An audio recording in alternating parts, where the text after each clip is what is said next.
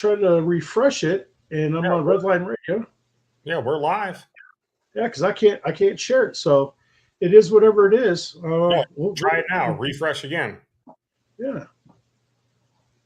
There we go. Now we got it. Now we're cooking with Crisco. Yeah. We just went live right now. Okay. So hey, so let's just go ahead and just we'll go over everything again. So everybody, how you guys doing? This is Will Patterson. Welcome to Tight End Loose Out. I'm with my co-host Dave Wallencheck over here. As you guys can see. Oh, I'm pointing the wrong direction again. Yeah. So, Dave, how was your weekend, my friend? My weekend was great, man. It was actually a beautiful weekend here in Northeast Ohio. I thought about going up to Sandusky to catch some racing, but you know what, man? It's been a week since we've had our last race at Lorraine Raceway Park, and I said, you know what?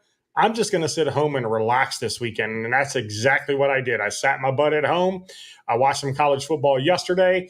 I watched some pro football today. I made me some baked spaghetti in the stove. My first time ever making that. Turned out really well. I'm very impressed.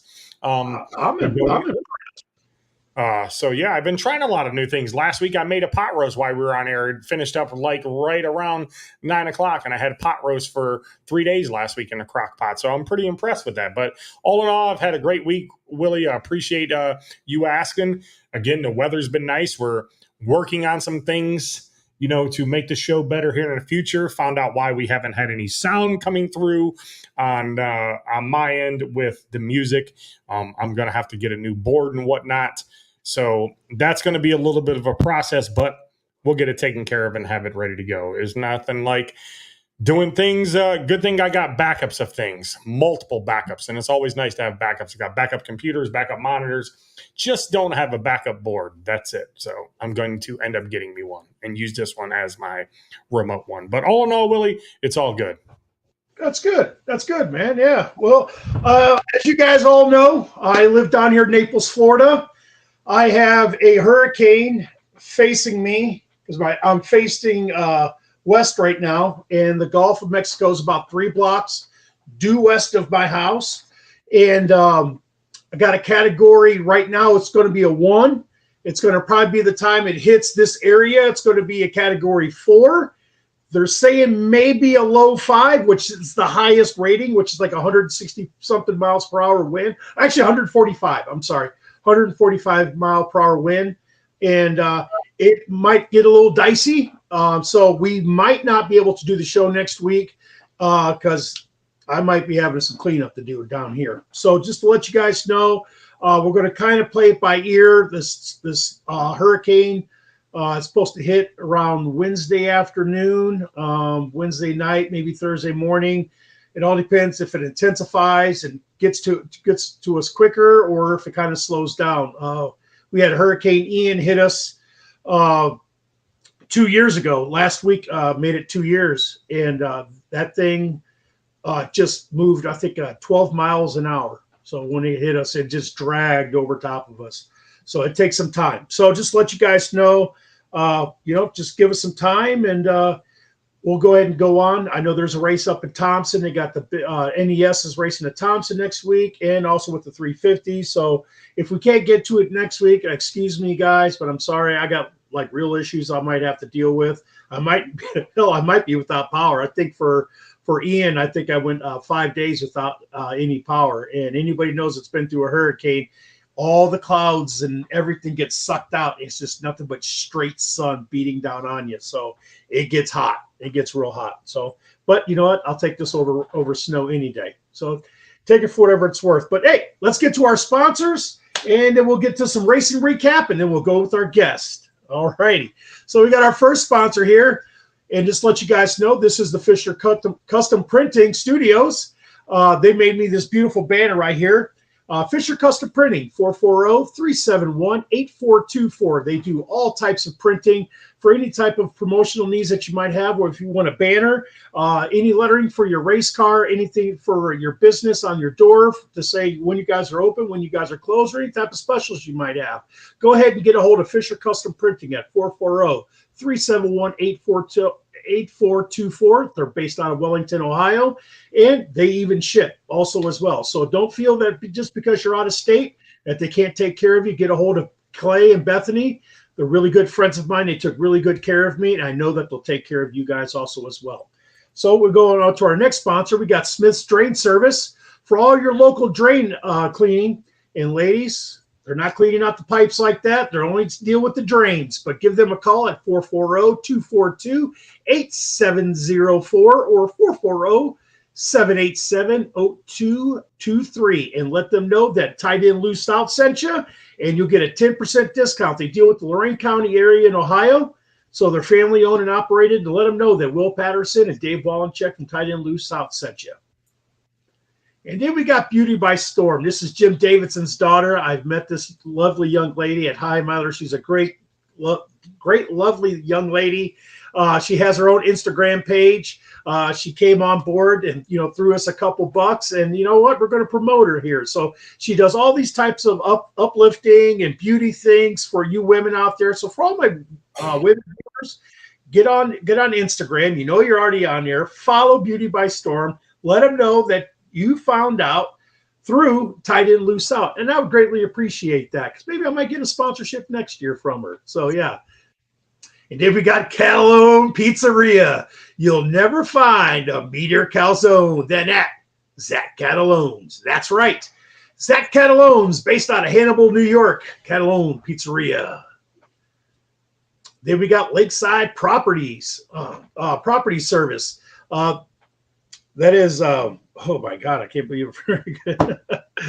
They're based out of Oswego, New York. They can do any type of remodeling services that you might have. Go ahead and get a hold of them. The owner is Craig Soper. And if you can't follow Soper, I will give you Soper's number right now. If you just give me a simple second here. I am slipping today. But Craig Soper's phone number is 315-529-6741. That's 315-529-6741. That's Lakeside Property Services. They do any type of construction needs that you might have. Go ahead and give Greg a call. Give Craig a call and let him know that you found out through Tied In Loose Out. And then we got Rupert's Party Rental. The best parties start with Rupert's.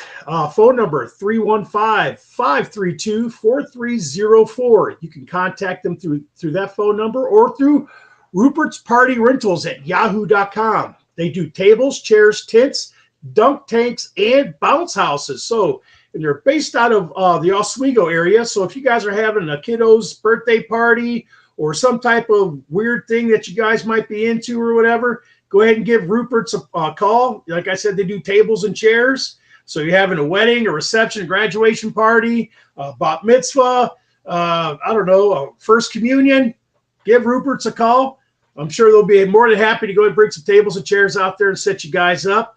Bounce houses, dunk tanks. I'm going to be in talks with Rupert about something special for Classic for the dunk tank. I think it's going to go over pretty well. Just got to see if I can get some drivers involved. So get a hold of Rupert's at 315-532-4304. And then we got AJ Al Miller, driver of the number 69-350 Outlaw Super Modified, based out of Ohio. Al came on here, helped us out, threw us a couple bones. It looked like Al, I think he finished. He had a good finish. Hey, Al, you know what, man? You went the whole season this year. You finished the season. You made every single race. I just want to let you know from the guys here at Tied In Loose Out, man, we're really proud of you. Thank you for coming on board and taking care of us, Al. And we look forward to seeing you next year, buddy. Then we got Atkins Glass. Atkins Glass is based out of Sandusky, Ohio. Their phone number is 419-625-8421. Atkins Glass, where they do all your automotive glass needs that you might have. Like I said, they're based out of Sandusky, Ohio. Give Randall and Courtney a call, and they'll be more than happy to go ahead and take care of you. Let them know that Tied In Loose Out sent you on over there. They'll go ahead and give you a little discount if you drop the name. And then the next one. Yeah, what is the next one? Whatever one you pop up. I'm looking for the one that I just saved. Yeah, well, this is. I got it, Dave. Go ahead. Okay, I got it right here. Sorry about that, folks. We're just, this is still our first year of the show. We still run into right here.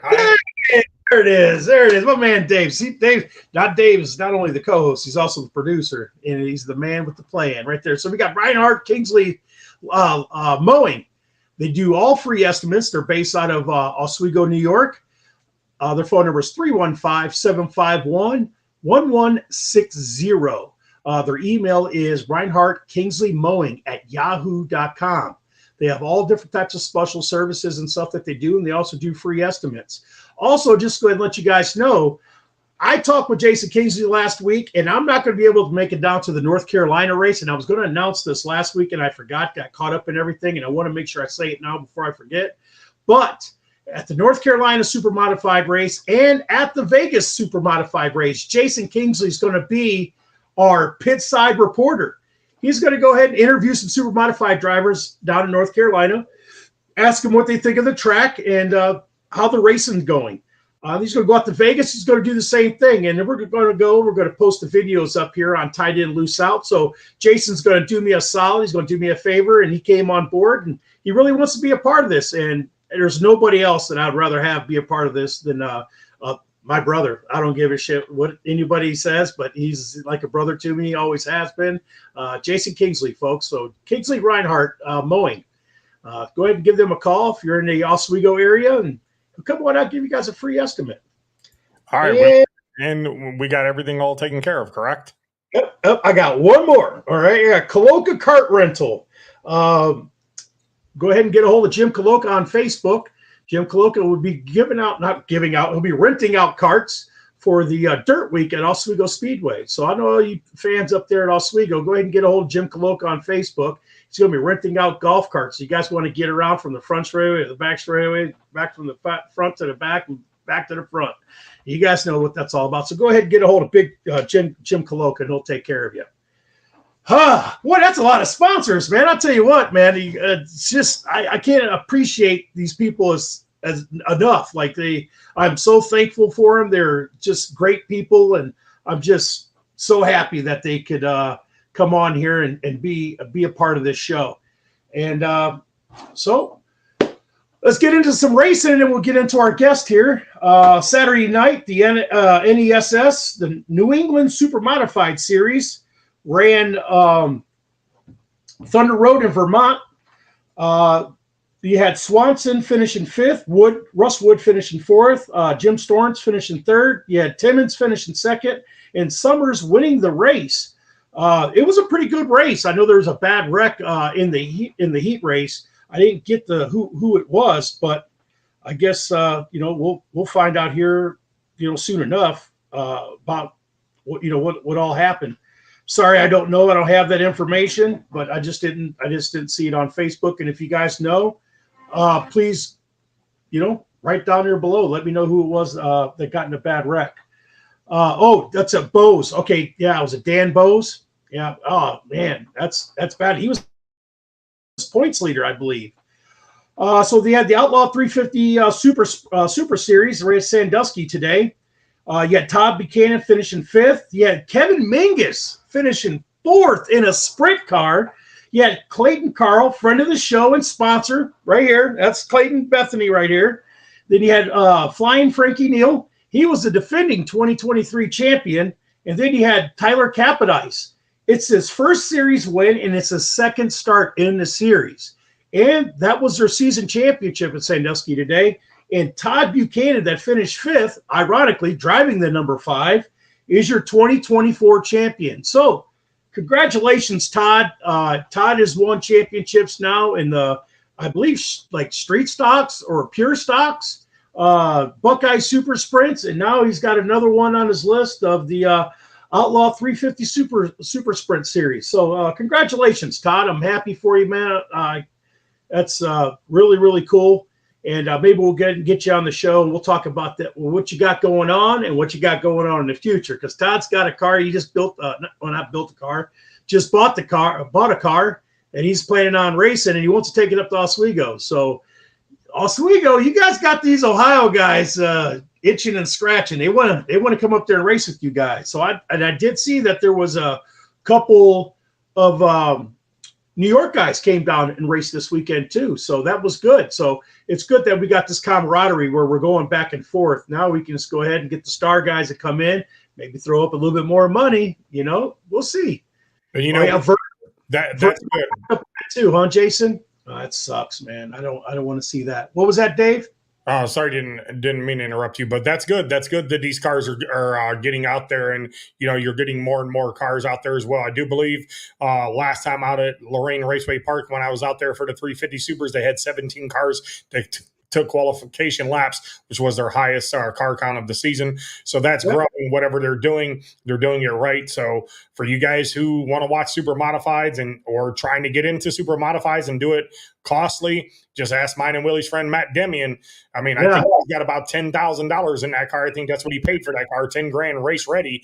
And he's been pretty consistent with that car. He's been pretty good at Lorraine. So, I mean, you can get in any of these cars and go racing.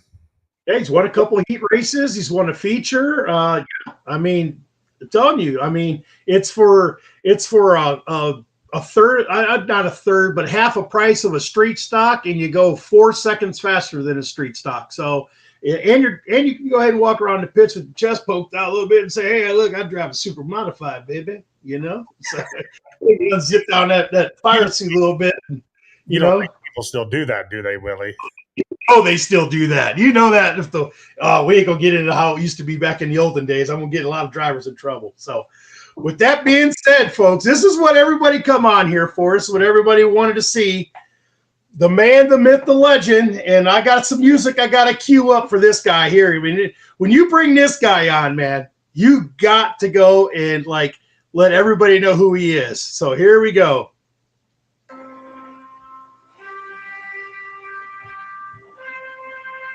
Soak it in, everybody. Ladies and gentlemen, hailing from Raleigh, Massachusetts, he's the all-time ISMA winner with 74 wins, with the closest winner being at 52. He is the 6-time ISMA champion. He's won it in 03, 04, 06, 07, 08, and 09. He is your 1996 Star Classic winner. He's also won it in 05, 08, 09, and 2010. And folks, for you counting at home, that's 5 times, Dave. 5 times. You a spinner-rooney? Oh, and then he's also won the High Miler Nationals. He's won it in 06, 07, 08, 09. And folks, that's 4 in a row. Never been done before in super modified high miler history. He is the Raleigh Rocket, Chris motherfucking Perley. Hey, what do you say, Chris? How we doing? Did I miss anything? No, that's quite an intro. I think you missed a couple in there, but we'll talk about those later. Yeah, we'll get to that in the show. We'll get to that in the show for sure. So, Chris, oh man, I tell you what, this is huge to get you on here, man. A lot of people are really excited to have you on here. So like I tell all the other drivers, let's start at the beginning. Chris, I know you used to drive stock cars when you first got into racing, but how was it? How'd you first start? What was your first start into racing? Okay. I didn't drive stock cars before I started supers. I ran, they used to have a V6 super class that was kind of, I don't even know what it was called, but they ran Buick V6s, Hudson International Speedway, big track, small quarter mile. And my father actually bought one in 1986, and I wanted to drive it. He wouldn't let me. He let me work on his, and he had a driver, and I got mad and bought my own. I paid, I think, $1,600 for it, car, motor, and trailer. I took out a loan from the bank. I gave him a fake boat serial number and took a loan out for it. And the thing was a piece of crap. I'd go around the track and stuff would fall off, but you know, it's how you learn. And started off from that, ran those for 4 years at Hudson, and then bought my first Super and ran Star Speedway in 1990. So that's kind of how I started. All right, so somebody just came up on here, and Fred Leclerc, if I'm saying the name right, he goes, he wants me to ask you, what was it like the first time you got in Vic's car? Yeah, he's funny.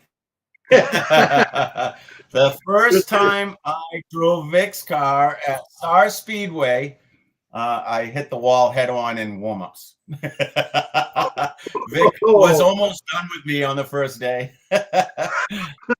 Boy, that was a marriage that almost got ruined real early in the relationship. Yep, very early, very early. I never knew that. Fred, did I make up for it? I'm sure he's going to say yes. So you started in the V6 Super deal, whatever they were called, out at Hudson. Yeah. What did you graduate into next after that? That was a Super. I bought my first Super off of Bobby Whitcomb. Okay. He was transferring to a Graves car, and he had his for sale, and I think I paid $6,500 for that with a motor. It was a beauty. Wow. What year was that? 90. 90. Yeah. Wow. It was a really nice car. If you had it, if you jacked it up from the front bumper, the Zeus tabs wouldn't line up in the hood. All twisted, huh? Yeah. Oh wow. That was a jewel. Yeah. That's what got me wet.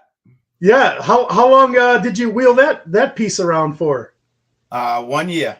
I actually I ran Star. I might have run a Lee show. I did run a Lee show, actually. It was an ISMA show. And I was getting a lot of help from everybody around. Mike Ordway helped me out a ton because the first time I ran it, the lash caps kept falling off of the valves because I was tightening it up wrong. And then Mike Ordway helped me out with that. I can remember everybody helped me out, but Butch Valley was more laughing because I was pitted right next to him most of the times at Star, and I'd always have something leaking out of the car going through their pits, him and Tim T in the 77. Do you remember that one? Oh, yeah. So we went to Lee, and the car flexed so bad that I couldn't hold any crossweight in it, and I'd always burn the right rear off. You know, that was my only problem. But I broke the left rear torsion bar in half. And I went over to Butch, and I said, what do I do? He says, you can't break a torsion bar. And I said, well, I just did. And he looked at me, shook his head again. And he said, well, you got to put another one in. I said, okay. So Bobby gave me some spare parts. And in this milk crate was some more torsion bars. I think they were 18-inch. They were real short. And I didn't even know what they did. I knew that they were a spring, but I didn't know. I mean, we knew nothing. It was so funny. So I put another one in and went back out and broke that one in half also. I just had so much wound up in it to try to get it tight. And so then we changed the rear torsion rack to a 28-inch, blah, blah, blah. Kevin Mackerel helped me out with that, you know, bunch of local people. But that winter I bought 2 Belfab cars, just one that was halfway complete and one that was wrecked. And the wrecked one was Dave Thomas put it in the fence at Thompson Speedway in '89, and I bought it that winter wrecked. And then the other car I bought off of local Steve Weil, who put it together, him and Charlie Barkley, never got it racing though. I took all the components out of that one, put it into the one that Thomas wrecked because I like that chassis better. And I ran that for 3 years at Star. That was my 44, and we had fun. We had a lot of fun. I'll tell you a quick story. The first time I fired off the Super from Bobby Whitcomb that I got from Bobby Whitcomb, the Flexi Flyer, we pushed it off down Warehouse Lane to the Marina in Raleigh here, and it's kind of a downhill, straight paved road. And I'd never been in a Super. I'd never fired a Super. I'd never done anything. And everybody said the biggest thing with a Super is you have to shut it off with the fuel because it'll hydrolock. Didn't really know what that meant, but knew I had to shut it off with the fuel. That's the only way you can shut them off. Okay. So Ramo DiGenova, another friend of mine who was a drag racer, set the injection for me. He said to get it to idle, the throttle plates need to be open quite a bit. Okay, now you know where this is going. That's idle. Yeah. And they're open. And we finally get it fired off down Warehouse Lane. And I have no idea what gear was in it, but it was revving about 3,500, $4,000. That was idle. And I took off. The road's a dead end. The road's a dead end to the marina. So all the way down the hill for probably, I'd say 200 yards anyway. The front tires are locked up. The car's screaming. I'm screaming. And I shut off the fuel, which makes it even go faster. 3 seconds. And I stopped, no lie, probably 5 feet in front of the Perley's Marina sign entering the yard. That was my first time ever in a super. And, you about shit yourself, I'm sure. Yeah. Yep, it was just amazing. Oh my god, I remember that. You probably didn't even have a helmet or fire suit or anything like that, did you? Nothing. We didn't think it was. We'd already pushed it down the road like 5 times, so we hadn't even got it running yet. Yeah, let's go to fire. Well, she ran. Oh man, I knew this was. See, I told everybody, man, it's going to be great going down memory lane with you. So, did you get any wins with the Belfab car? Yeah, I won. I think maybe 5 shows at Star and a couple at Lee. So I did in 3 years. I got my first win the first year I had it. I think I won one of the last races at Star the first year that I had it. And then the next couple of years, actually, it seemed to be battling with Vic's car for the championship a lot. I never won a championship. I think I got second in points at Star, but I was fighting with Vic most of the time, or Dave Samard. Right. In, 77. When did you feel that you turned a corner, going from being so green to being, okay, I'm starting to figure this stuff out? Probably 2 years ago when I quit. Oh man, yeah. No, so, I mean, I was always pretty quick in the cars when they weren't breaking. I did my own motors, had local machine shops fix the heads, had Artie Russo Sr. Pull the seats out after I dropped another valve in it. We always had problems because I was always just stringing stuff out, didn't get it rebuilt in time, whatever. But probably my 3rd year was in supers, was my strongest year. And when we started to show people that we could kind of race, that was the first year I went to Oswego and ran without the wing in the classic. And that was an awesome experience, a scary experience, everything experience. But yeah, that probably my 3rd year in supers was when I started to kind of get it and starting to look for bigger things. How's that? Right. So how was your experience at Oswego then?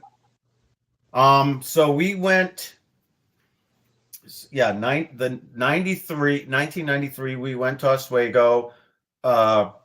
And I don't think I'd ever been there before. Maybe one other time I went with friends, like probably in the late 80s. I think we went to the classic, but that's it. I'd never even been to Oswego to race or with anybody else who raced there. I talked to Bentley a little bit. I talked to Ordway. I talked to all the regular people, but hey, what the hell? We'll go out and try it, see what happens. So let's see here. I had the Belfab car. We made a body for it. Came out pretty good. We ended up somehow friends with the Panos, and through the Martells. And Joe said, good luck. Joe Pano, the late, great. He said, good luck. Don't expect anything great, and I was, how old was I? Probably 25. And I don't think that there was anybody older than me on my crew. We were all just retards from Raleigh, going to run out to Oswego and party. That's basically all we wanted to do. And they did that the first night. We stayed in a hotel in Mexico, almost got thrown out of that. So they had rookie warm-ups then, and I ran. I went out in the first warm-up with the rookies, and when it was done, I remember asking Jerry Rich, so am I still in the rookie warm-ups or not? I need to work on my car. How much time do I have? Because I need to make changes. And he said, you're not fast enough to get out of rookie warm-ups. You have like 45 minutes. Okay. So we jack up the car, four coilovers, take all four off because I want to change some springs. We never did anything really right. We just did it. And then they sent out the second and also the last rookie warm-up when my car was still up in the air with no shocks and springs on it. So now we have to qualify, time trial. And I can't remember how many cars there, but it was like 40 some. It was a good year. Yeah. Full B main, all of that stuff. So we put the springs on it that I wanted to put on. I don't have scales, just looked at ride heights. And then for tires, that was the first year Ballinger pitted and won, I think, for right rear. So he ran, I think it was like a 730 or something right rear. And that's what I ran. I didn't know what everybody was running for tires out there, but that looked like a good thing to run. It was a little softer, a little easier on me. And we went out and time trialed, and I can't remember exactly, but I think we were 12th. And that's with one rookie warm-up. And then we never ran it with all the other springs and whatever I changed. And we ended up 12th quick. And I can remember we didn't care about the race or nothing. We just made the Oswego Classic. Yes. And yeehaw. we don't remember much of that night. Hurt like hell. And I think they had, was that the second year for the ISMA Super Nationals? I think it was. I think did I run it then? I think we might have ran it. I can't remember the years. When was the first Super Nationals? Oh, you're going to ask me this. I'm going to say 93 or 94. It was 94. 94 it was. Yes, 94 because I couldn't go. It's a long story, but yeah, I couldn't go because my girlfriend was in the Navy. She came home to surprise me, and I was going to go, and mom bitched at me and said I can't go. So yeah, 94 was the year that he ran it because remember Joe Grunda won the B main, and he had an option. If you won the B main, you had an option to take the money and run or go start tail of the like 2,500. Yeah, and he took the money and ran, and the guy that finished second got to go start tail of the ISMA race. So yeah, it was 1994. Yep. Okay, good. So then after we qualified, I don't know what happened the next day. Maybe none of us ever will. Yep. And then we ran the race, and I think I ran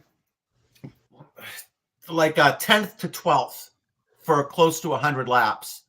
And then I started to get loose. And I think around lap 120, I pitted for a tire.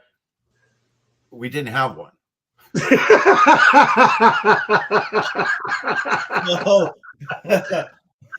So we put on something. It wasn't a 730. I know that it was a a harder tire from something. And I went out for like another 10, 15 laps and pulled in and started drinking. So but it was awesome. The fans were awesome. I met people that year that I stayed friends with. Oswego was special. Sandusky is really close to the way the fans are. Sandusky fans are great, especially high miler weekend. You come, you stay long enough to know quite a few people. Right. Oswego was really cool that way too. Yep. So let's get into Vic. How did you and Vic hook up? So ran my car till 94 and knew I needed to do something drastic, whether I was going to build a new car, buy a car, or get a ride. And wasn't many people that I really wanted to get a ride from, because of course you want to step into some good stuff. And we had, Vic and I talked racing wise, but not a ton. And the end of 94, we started to discuss it a little more, and Nate Boutwell was kind of getting done. He was driving for him then. He's a great guy, tough guy to race against. So yeah, Nate ended up quitting, and Vic walked up and said, I think his exact words were something like, "So do you want to do this thing?" And I go, "You mean like drive your car?" And he goes, "Yeah." And I said, "Yeah. Okay." That was it. That was our whole discussion. So I walked away going, I think I have a ride. I don't even know what happened, Right.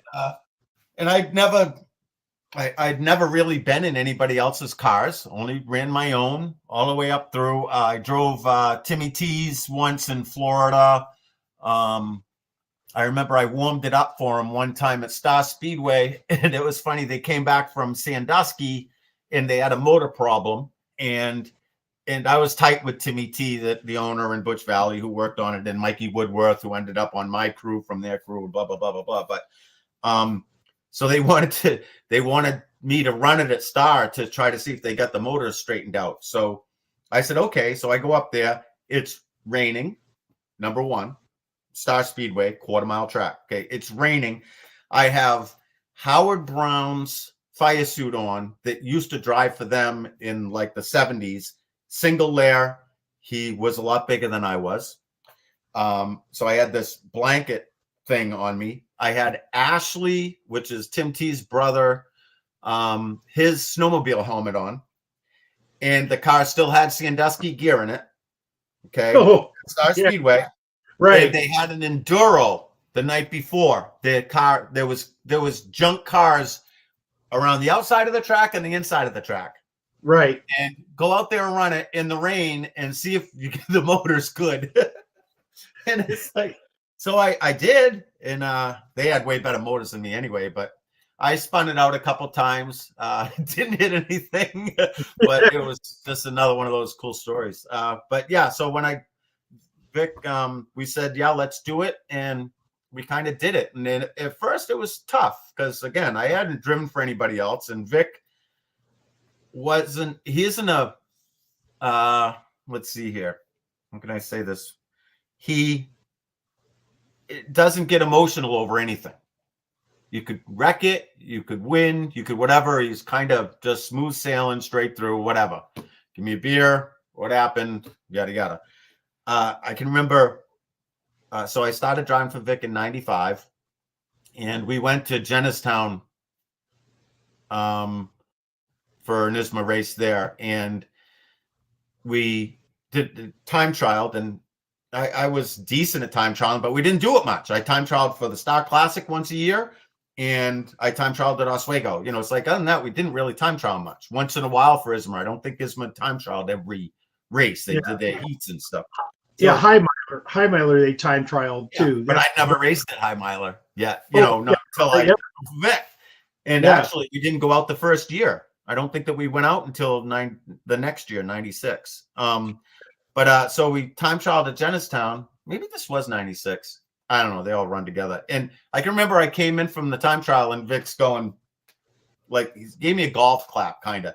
Like, no expression, just like, did I step on my dick or did I do good? And I'm looking around and I can't see anybody else's faces. Like, did I do good?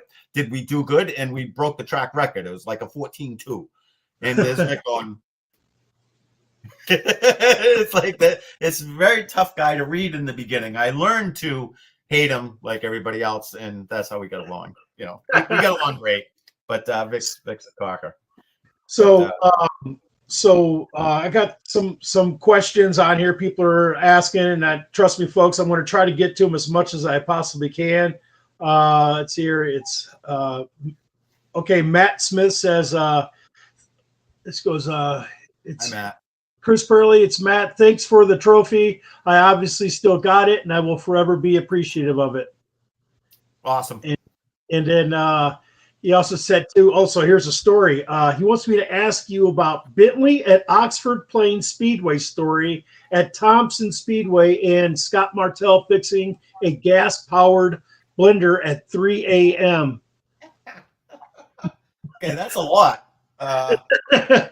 Thompson one at 3 a.m.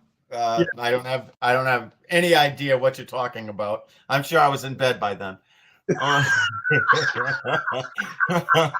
think there was a green bus involved and possibly a hot tub as well. But but you were in bed though, so how would you remember that? That's what I heard. I heard the next day. All right, yeah. Bentley at Oxford. I don't know if I remember that one exactly. I don't know. I know he was mad one time and he told me to respect your elders.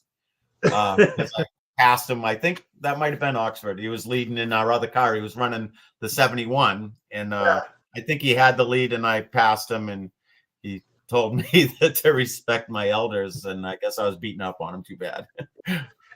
Amy Cathard from Ohio says she still misses you. And she wishes that you'd come back out the Sandusky again. And she says she still has a picture of you with her son sitting in your smiley face chair at High Miler. So, yeah, and, I miss the High Miler. Yep, and Mike Silman said your first High Miler was 1994. Yeah, look at that. Racing. Huh? He says first not driving. Oh, first ISMA Nationals. Okay, he's talking about Oswego. My bad. Okay. Oh, yeah. Okay, the first ISMA Nationals is 1994. Yes. We were right. We were right. I'm sorry. I got that twisted up. I'm trying to read as fast as possible. And everybody, we will get to whether he's going to get back in a car again. That's like third person asking. So trust me, we will get to that at the end. I've already talked to Chris about it. So we'll get into all that later. Hey, Willie, Willie, real quick, you guys want to talk about memories and whatnot? I dug through my archives and look what I found here. Yeah. Yeah. So that's 4 in a row right there, High Milers right there. So yeah. I told Chris in the pits. I announced this race. I told Chris in the pits. I said, Chris, you're winning this. Story was, oh man, my car's not good. He goes, you know what? I'll tell you, if I win this race, you can come out and get your picture with me. I said, well, I'll already be out there. You'll be in victory lane. So I put it in my pocket and I got my picture taken with Chris Perley. So that's a cool story right there. Chris, I got that picture. If I see you sometime or whatnot, I'd like to get it autographed and put it up in my office. Awesome. Yeah. That sounds good. I wonder what happened the night before. Hold on, the fourth one in a row. 1, 2, 3. Oh, I know what happened, and we're going to get into that. So, my first recollection of you was it wasn't the ISMA Nationals. It was they used to run like 2 or 3 ISMA shows at Oswego a year. You know, they used to run one in like May, and then they would like after Labor Day or something, or not Labor Day, but Memorial Day weekend, and then they'd run another one in like July, and then they'd run obviously the one in Classic. And I can't remember which one it was, and I think it was just one of those offshoot nights. Was it Classic weekend?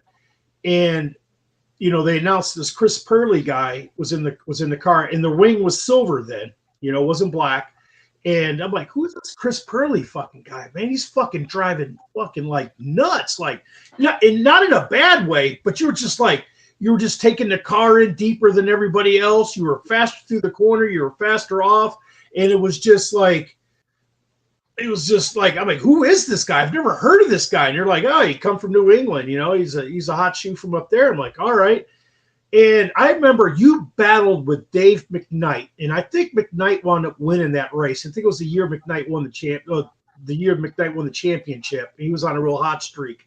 But man, you gave him a fit. And I don't know if you remember that race or not, but you would drive it in, so deep, the car would come up about a groove through across the middle, and you would just drive it right off the corner. And I'm going to say that was 95. I think it was 95 that you did that. And and after that, I was a Chris Perley fan. I'm like, holy shit, I don't know who this guy is. Never met him before a day in my life, but I was a fan of it just because you were driving so much more aggressive than all the other drivers were. It's like you changed the way super modified drivers drove, if in my opinion, So do you feel that you ever did that? You do what the car allows you to do. You know what I mean? It's when Bentley won that last race at Oswego, which was pretty damn awesome. That was a McKnight deal again. He was leading, and I was second, and Bentley was third in the 70. In our team car. And McKnight is a very tough individual to get by. So I've heard. He takes a lot of track up, and he makes you work for it, which nothing wrong with that. But I battled him many times. In the last race that Bentley won there, we had a red flag, I think, with like 15 to go or something. And I had tried Dave on the outside multiple times, and he kept on just moving up a little bit when I was alongside of him until, we were in the third and second grooves, and I couldn't quite get it done. And I think I was too loose to get under him in the middle. And red flag came out, and me and Bentley sat side by side, and I said, how's it going? He says, it's going all right. He says, how about you? I said, I got one more shot at him in the tank, and that's it. My tires are just about done. He says, well, what do you want me to do? I said, well, is your car good? And he goes, so good, I kind of feel like jerking off. And I said, okay. I said, well, then I think that you should probably try to take the lead. And he says, are you sure? I said, absolutely. It's like, if you can pass me, go for it. And that's Bentley, of course, normal. And I tried Dave one more time, and he ran me up and opened up the bottom lane, and Bentley drove right under both of us in one corner, and that was it. He was gone. But no kidding. It was tough. And I liked those the spring and the fall wing shows at Oswego. That was always fun. We never did great in them. We get like a top 3, but we were really good at the Super Nationals, and that was pretty good. So right. Take one over the other. If there's any weekend to be good at, it's definitely that weekend. You had both grandstands open and a good party going on after a racing. So Absolutely. Yep. So when was your first win at Oswego? 95. The 95. The Super Nationals. Okay. All right. That was my first win. Yep. What was that? I mean, everybody knows Oswego is the home of super modifieds. It's it's the marquee racetrack for super modified racing across the country. You've only been there a couple times by that time. Did you feel that like this was a big monument to be to Concord when you won at Oswego? Oh, big time. I mean, every race track that you go to and you haven't won at, then that of course becomes a kind of a, you got to get it done. And every first win at each track is the best. It's right. But there's special wins. Your first win ever is incredible. And, but Oswego, when we went out there with Vic, so I had been there 2 other times or something with my own car, with probably 200 horsepower less than what Vic had. So I was looking forward to Oswego, but you're kind of tentative. I mean, Oswego is an interesting place. It's wall all the way around, inside and outside. It's a daunting place to drive up to, really. The grandstands up there and everything. It's an impressive piece when you're new into it. And I mean, I think it's always special going to Oswego, but driving up that hill, Champagne Drive, and yes, sir. looking at that and going, oh boy, here we go. And I never dreamed of winning there with Vic's car that time. I think that we had that spring show, like you said, and we finished, I think, second or third. So we were pretty pumped with that. But to pick off the win at the Super Nationals, that was just wild. That was really neat. Yeah, I just I think the world of that track. Obviously, I'm originally from Ohio, so Sandusky's like my home track, but Oswego's definitely my home away from home. I mean, I fly up to the Classic every year from Florida, so a lot of Ohio people are like, "Why do you go to Oswego every year for the Classic? Don't come up for High Miler." It's like it's just a different animal. You guys just don't understand, So but, family reunion, right? Exactly. So exactly. But so.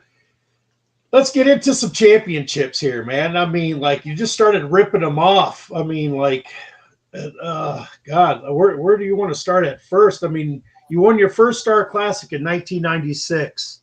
How much of that do you remember? Some of it. I remember that that was the race that actually they still had grace laps because there's some controversy with that win. Oh, okay. Mr. Belfiore would if he's on here. Somebody spun.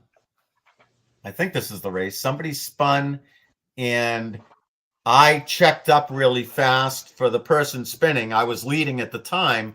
Russ Wood was second, and he tagged the back of me, and we both spun. We both spun out and stopped. At the Star Classic. Right. So they said if you spun to avoid under yellow, that you would get your laps back. So we were probably both a lap or two down. So that's a very controversial win right there. No kidding. As they said that I think that might have been the race that they said that I led all 200 laps. But okay. I was spun out. Yeah. So there's a gray area there. Oh, see, I never knew that. I remember that. Yeah. No, that's a weird one. Both me and Russ got our laps back, and I think that we were either one lap or I don't know. It's a small track. I can't remember. I know that I was going again under no motor. People were pushing the car as fast as they could. Everybody ran over to do something, but yeah, that was. It's funny when your car is good. It's kind of sometimes you luck into wins. Sometimes you have to work your ass off for wins, and sometimes the car is just so good that you're the one that's going to screw this up, or you're going to win. Right. And that was one of those nights where that car was just awesome. It was just a lot of fun to drive. Yeah, I bet it was. Quite a few of those nighs, but I'm looking at your stats right here, and it's just like you've had quite a few of those good nights. That's for damn sure. So, I like I said, I've already beat the drum on this one, but I just think that you're one of the greatest super modified drivers I've ever watched in my life, and I think very highly of you. And I've been around super modified racing for I'm 48 now, so 45 years. So it's I'm thoroughly impressed with everything that you've done, and it's a pleasure to have you on this show. But we're not even close to even being done yet. So you won you won it again in 05, 08, 09, and 2010. 8, 9, and 10. You were on a little hot streak. Was that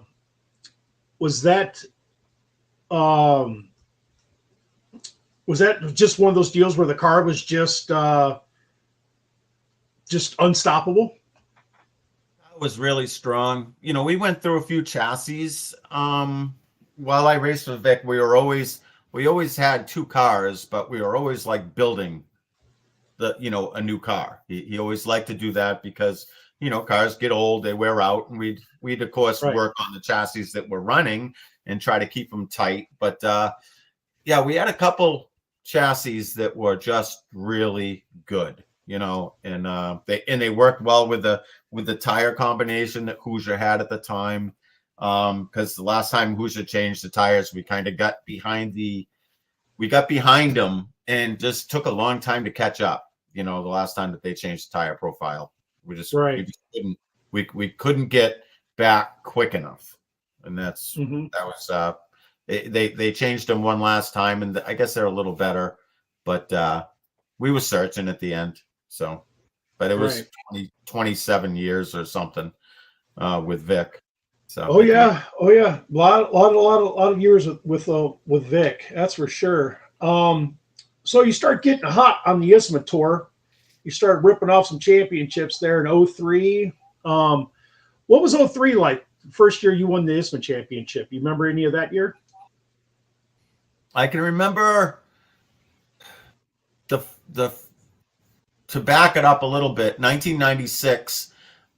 Vic never chased points. He didn't like to chase points. He liked to chase races, certain races, and I didn't mind chasing points. I didn't care how we raced. Let's just race. Whatever. I'm game.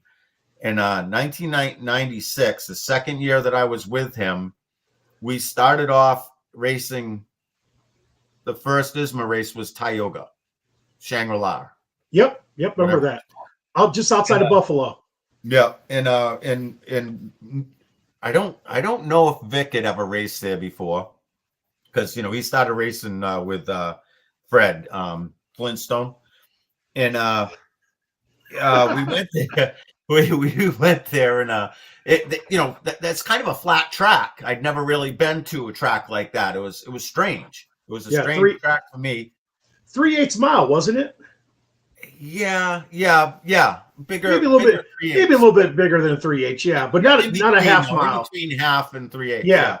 And it was kind of flat, and it was just weird. I can remember we ran the heat, and I didn't get in the top 4 in the heat, so we had to start like 14th or 15th in the feature, kind of far back, and I wasn't really excited about the car, and but it was a 75 lapper, I think, or something like that, and I think by lap 50 I was still 10th, and I just couldn't quite figure it out. I couldn't figure out where to pass people. I was a little quicker than a couple, but geez, you're just wearing yourself out, because the track, the way you drive the track, you're taking up all of it, and you had to be quick to stick beside somebody to hold them into their lane and run by them. And but I think with like 15 to go, we started to go, and the car all of a sudden was better and better, and at the end of it, I got Woody on the last lap. And actually, I think Vic said that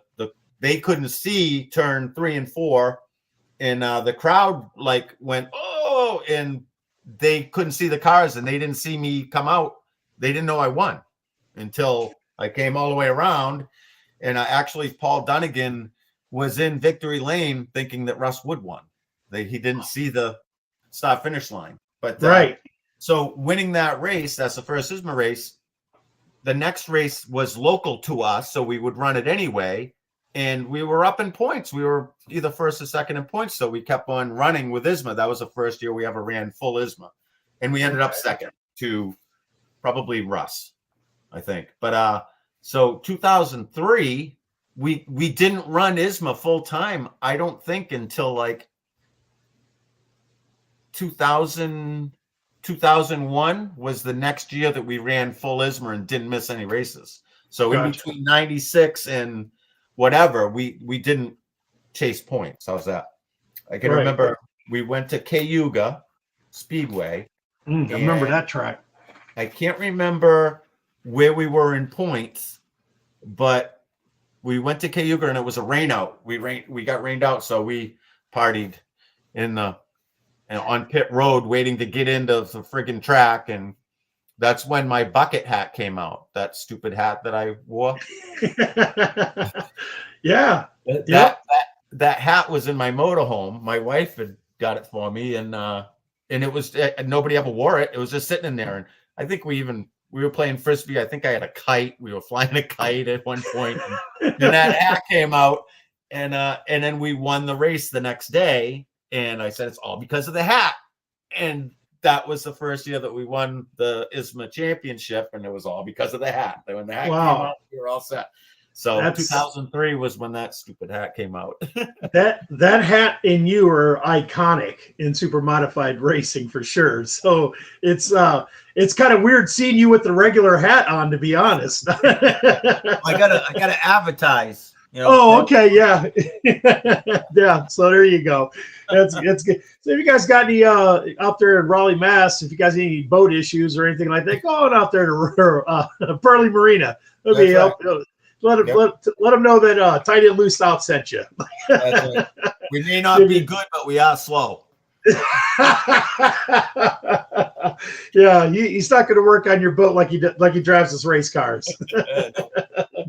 No, so was it so when you won the championship, when you won your first ISMA championship, was it just like, man, because I used to race back in the day, and I know running for points was always a stressful time.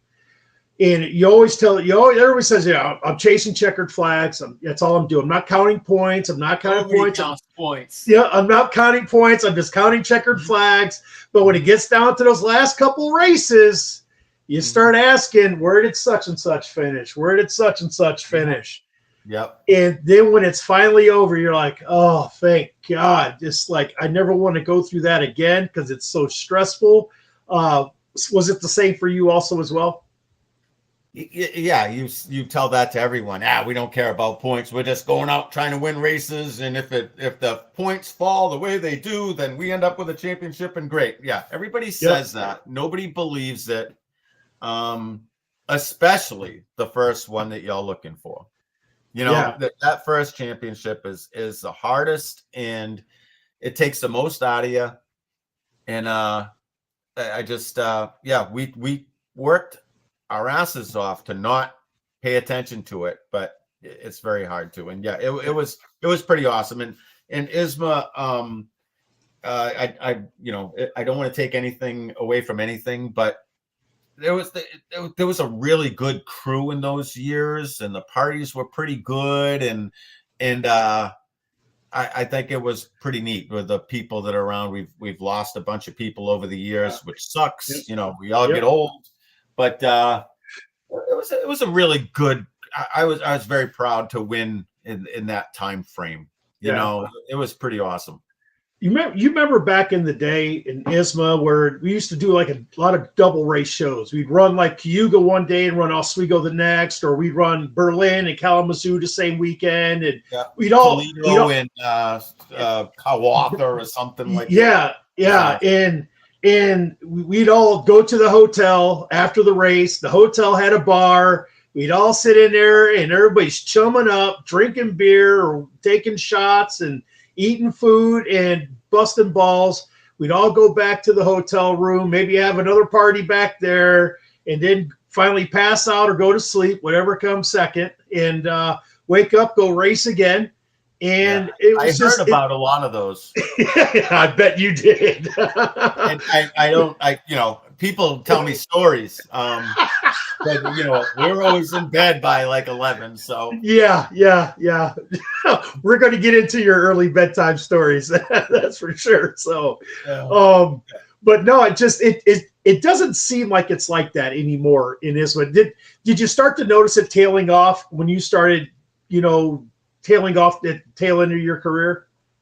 Yeah, well, I mean, I used to take my motorhome to everything. There was a few years there that, not in the very beginning, but at probably in the early 2000s, started taking my motorhome, and which allowed you to stay at the tracks or at where everybody else is. Kind of, it was a lot of fun. Towards the end of my running with Vic, I started to jump in the truck and just go. The marina seemed to just get busier and busier and busier. Harder to keep the motorhome going, too much for me to worry about. I'm just jumping in with the truck and we're just going. And Vic is that guy that, will drive out to Oswego at like 3 a.m. to get to the track. And then right after the race, we get in the hauler and we drive home, and that's the way he's basically always been, Right. But the double weekends definitely changed that. You know, when we went to single shows and Johnny Angels, you know, isn't there anymore, and you know, it's yeah, things it changed. I don't know if COVID killed it all, or you know, we blame a lot on that, but it definitely changed everything. You know, Yeah. it really kind of ruined a lot of stuff like that. Because I remember, because I used to work on the Fisher Jaycock Super, and we used to travel Yeah. all over the place. And I remember I could go down to the Freddie Graves hauler. I could go over to the A-Bolts hauler. I could go over to the Sewells, which they kind of like adopted me, you know, and me and my buddy Sean. But we go over it just like when Hot Laps were with, we just go over there, just shoot the shit. Everybody would feed everybody and stuff. Yeah. And I went to Classic this year. I hung out in the pits. I lent a hand to Lou, and I put that very softly. But I was walking through there, and it reminded me of ISMA back in the day because everybody had food. Like I was telling my wife when I came home, I'm like, if you were in the pits at Oswego and you left out of there like hungry, it was your own damn fault. And that's how ISMA used to be back in the day. You could hop around from pit to pit, shoot the shit with anybody, whatever driver. There wasn't really no hard feelings or anything like that. You know, yeah, there would be sometimes whatever, you know, somebody did something boneheaded or whatever, whatnot. But it's just, I don't know. Maybe because I live down in Florida, I don't see it. But I've talked to drivers, and drivers says it's not even close to what it used to be anymore. So it's unfortunate. It is. I know that this I'm sure there's, you know, a lot of friendship there right now and stuff, but I've been hearing a little bit of scuttlebutt from other people. It's like everybody seems to be keeping to themselves, and for, you know, supers to survive, everybody's got to be on the same page and happy. You know what I mean? And it doesn't seem like it's really like that. There's, of course, you got your clicks, but they seem like smaller clicks. When it should be kind of one click. Super modifieds, that's the click. That's it. Yeah. Yep. All for one for all. That's for sure. Right. So Right. But God, man, there's so many questions I want to ask you. So what was your favorite ISMA championship out of all of them?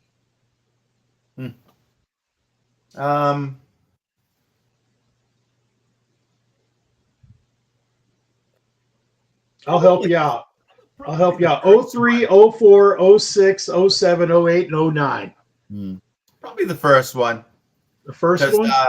Yeah, because I think that was the hardest one. We were so close. I mean, one of the other ones, when I finished second to Pat, that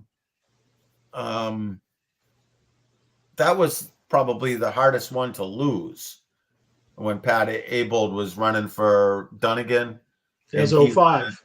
He won the championship. He broke my string, and then we won it the next year again. So that was probably the hardest one to lose because we worked hard at it, but we had a couple rainouts towards the end of that. I think Seekonk got rained out, and we were really good there, and someplace else. But Pat was fun to race with, but I think the first one, I think I raced probably with Russ Wood. You know, I was probably battling with him. The first one was the best, and it was new and it was everything. But you know, I think that's the best one. So Jimmy Coloca asks a question.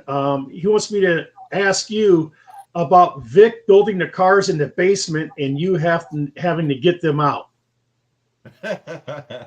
Well, no, he had a garage door in him, so we actually could roll them out. But in his basement, his basement has a single story ranch. That's his house. You know, just pretty straightforward. Kind of looks like a double wide, but it's not. And he's got a walkout cellar that's kind of a corner. That's why we can't get anything bigger than a 26-foot trailer, because we can't make the swing to unload the car.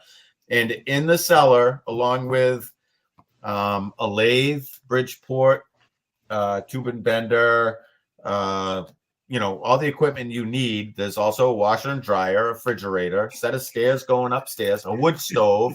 And your typical basement. And the rafters of that house are just stuffed with so much racing history. It's scary. Old torsion bars and friggin' plans and this, you know, it's just this. It's it's 10 pounds of shit in a 5-pound bag is what's down in that basement. Honest to God. But yeah, we could get them out, but it was fun. Yeah. So Greg Calicerdo says, Chris, he just wants to say thank you for many years of some of the best racing ever. You entertained thousands of super modified fans for many years. Thank you very much. Thank you. No, it was fun. Yep. So that's great. That's great. So, and by the way, Greg, I posted on Facebook that the show was going to start at 6 today. So I'm sorry if you missed the post, but I don't know what to tell you. So there you go. With that being said, Star Classics. Let's go back to Star. We're going to save High Miler for last because obviously that's my home track. And that's the one that I want to save for last. What was your favorite Star Classic win?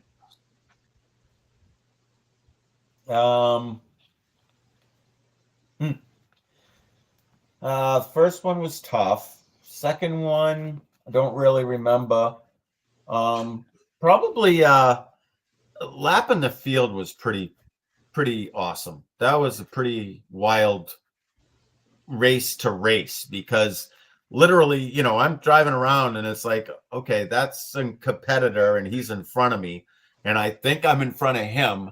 And, you know, you almost start to get, you know, am I really that far in front of him? Wait a minute. If I got him, I don't have to pass him. I can just stay behind him and I know I'm all set. But instead, I'm still, you know, you're working so hard at staying out of trouble and not doing anything stupid to have people kick your ass when you come in. Because if you crash that way, you don't even want to go in the pits. You just drive out till the car runs out of gas and get out and run. But yeah, so that was a pretty wild race. It went green for long enough, and that car was just rolling. You know, just no break through the corner at Star Speedway is pretty awesome. That was awesome. That was a neat race. I mean, to have a car at Star to handle where you're not even using brake and you're just letting the car just roll through the center and then picking up the gas. Do you ever get all the way flat foot after, like, say, lap 50 at Star? Yes, absolutely. When the car's good, absolutely, all the way down. Really? Not for very long, but you are all the way down. Absolutely. Yeah. Yeah. No kidding. So, Matt, it's easier to do it at Star than it is at Lee. Lee, you go all the way down, you just start spinning. Right. Because Lee's a lot more abrasive racetrack, I heard. Yeah. Is that correct? Yeah. You have to not race at Lee. Don't change your line. You know, you got to keep the tires under you because you'll feel like, oh, I still got rubber. And then the car will twitch just once. The back end will just move a little bit on you and you pucker up immediately and you go, oh crap. Because it's going to do it again and again and again. It just takes the tires away when you least expect it. It's a very interesting track to run that way. Right. So we had Dave Helwell on here earlier in the year, and he was talking about Lee and how abrasive that track is. He kind of said the same thing also as well. Have you ever had any interactions with Dave? Not really. No, not really. I don't think I raced against him. Saw him a bunch of times, probably even said hi, but just ended up being on two different ends of the pits or something. I don't know. Right. He was just getting into it when I was getting out anyway. So right. That's for sure. Yeah. So you got Matt Smith asks, let's talk about your non wing win at Oswego. Okay. Your only win at Oswego without a wing. That was what, a twin? Was it a twin 50? Wasn't it? And you won the second portion of it. Yeah. Yep. Where'd you start at in that race? I think I started fourth or something like that. I thought somewhere in the top five. Fifth. It was fourth or fifth. Might have been fifth. The first race we were loose, and I think I ended up like eighth or something. I didn't even after I realized what the car was, I didn't push it too hard because I knew I still had to go again. And I think we pulled the right rear off and dismounted it and spun it around on the rim to try to get a little bit of extra edge, and snugged it up really hard and went. And I got lucky in that race because Keith Champagne passed me and the caution came out. He actually passed me on the backstretch and the caution came out. I was running the lap wrong. I was running the wrong groove. I was leaving the bottom open at the wrong time. So that taught me, thank God I got it back. They put me in front and he wasn't going to go back by me in that same spot anyway. And luckily he didn't. And that was an emotional win. That was pretty awesome. I mean, I of course, like everybody, wanted to win a classic, and I think we came closer than most people actually realize. We had really good cars there multiple times before we got the hot car, our regular car that we changed over. I mean, we pitted a couple times for a tire and we're coming back up into the top 3 and wrecked. One time we were really strong, and that was the year that Sean Muldoon's steering wheel fell off on the backstretch, and I was following Furlong, and he went to the inside, and right as Muldoon ended up hitting his brakes, and I ended up hooking bumpers with him on the backstretch, and I couldn't turn because I was hooked against his bumper, and he was just standing on the brakes, and I stood on the gas, and I could not spin the back tires to get him off of me, and dragged me right down to a stop. I was running 4th or 5th with like lap 150. We had pitted and we're coming up through. I mean, the weirdest crap, taken out by lap cars multiple times, flat tires, broken, ran second to Schulich in the Hawk and ran out of gas with freaking 3 to go, whatever. It was like 2019 or so, or 18 or something like that, wasn't it? Yeah. And then it was, I think the year after that or the year before, the front axle broke or something broke, and I fired that thing in the turn 4 wall. Put Vic's other car in turn 4 wall. For some reason, I always end up missing the foam. I can't seem to hit the foam. But but anyway, winning that race was just pretty awesome. It really, really was awesome. It was kind of that was a very big feather in my cap to win a non-wing show at Oswego. That was really neat, All right. We got questions coming in here. Greg Calicerto again. He's got 2 questions. So after you get done finishing answering, I'll tell you a second one because I'm kind of curious about both of them. He says, what was in the Chris's cup? What was in Chris's cup? Yeah, what was in Chris's cup? Like when you're drinking. Whatever is closest to me. It all depends on what type, before 11 p.m., before I go to bed, warm milk and a cookie. You're so full of shit. Man. So his second question is, what is your best Bentley story? We've heard all the standard ones, but what's your best Bentley story? That's a tough one. That's a tough one because there's, he's special. He should have stayed on the short bus and, kept his styrofoam helmet on. I don't know. I'm going to have to come back to that one, okay. There's just too many. Everything that he did was bizarre.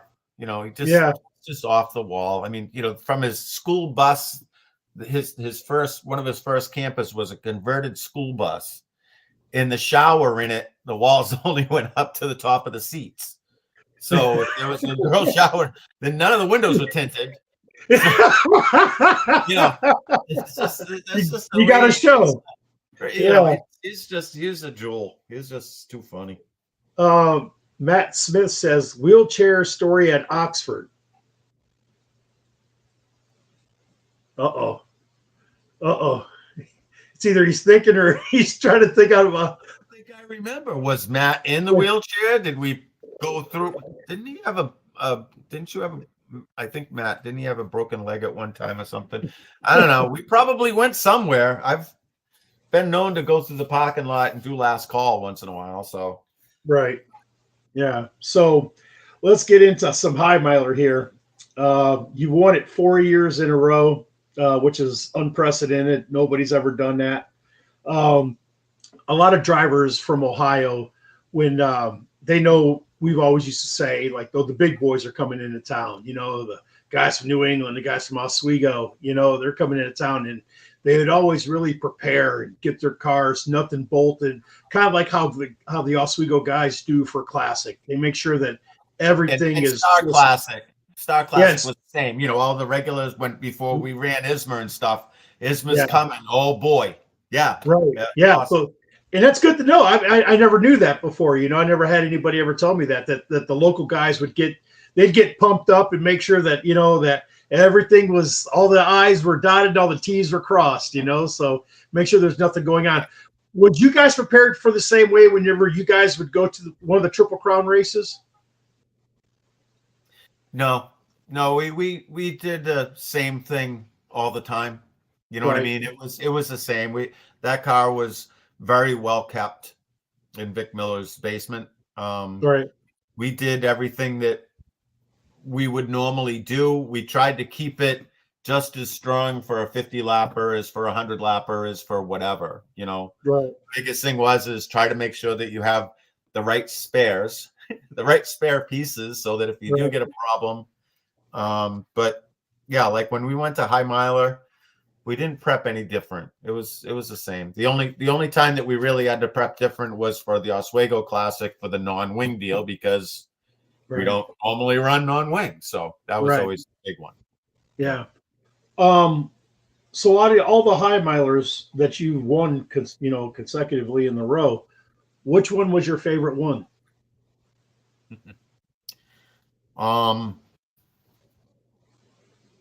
I guess probably that one would be the one that I shouldn't have won. And I can't remember exactly what years were what, but it was either my third or fourth one. Mike Lichty was leading. And it was probably 3/4 of the way through the race, and he was trying to lap his teammate. And Mike probably should have won that race. And he was trying to lap Dave McKnight in his team car. And he went to the outside of McKnight, and got run up high, as McKnight has a tendency to do once in a while. So I've heard. And it just opened up the barn doors, and I just drove through and ran and hid. So you did the Bentley to Lichty. Yep. Then. Yep. Just sitting in the. Yeah, I think Vic was sitting next to Brad Lichty at the time. Oh man. That Brad was not happy after that. Yeah. So I got a couple memories of you at High Miler, and a lot of people on here, they're all asking about it. But I got two fond memories of you, and one was me handing the flag off to you at Sandusky, and you dragging that rack. That was cool. And then the other one was, I'm going to say it was either 07 or 08. We were at Luther's Camper on a Friday night, and we were playing Flip Cup. And out in the parking lot, after Friday night, you had wrecked on Friday night, and somebody smashed in your header in turns 3 and 4. So whatever year that was, I think it was either 07 or 08. I can't remember. And you came out to the campground. And you're like, it's just the header broken. We'll be back out again tomorrow, this and that. And we partied until the sun came up. It must have been one of those days where your bedtime was a little off from normal, from 11 o'clock. But I literally remember walking. It was me, you, and at the time it was my girlfriend at the time. And we were walking to the pits where your camper was at. My camper was in the pits also. And I was like, oh shit. I'm like, man, I gotta work on a race car here in a couple hours. And you're like, I gotta drive one here in a couple hours. So then I go to sleep, And I wake up and I hear the motors running, stuff like that, and people coming over to me. Did you hear about Chris? And I said, no. What about him? So let's hear the story from here on out. Rumor has it you got into the car, you got sick, you got out the car, and you told Eric Lewis to get in the car and hot lap the car. Okay, so at least I can actually say that is not true. Oh, that isn't true. Okay. Nope. So what happened is I came in. I don't know if I got sick. I can't guarantee that, but I wasn't quite good enough to drive yet. I don't know what test they gave me, but so what we decided was that Rob Summers actually fired the car to get the motor warm. And then I think he did take a couple laps in it just to make sure that everything was together. I ended up, I took a nap.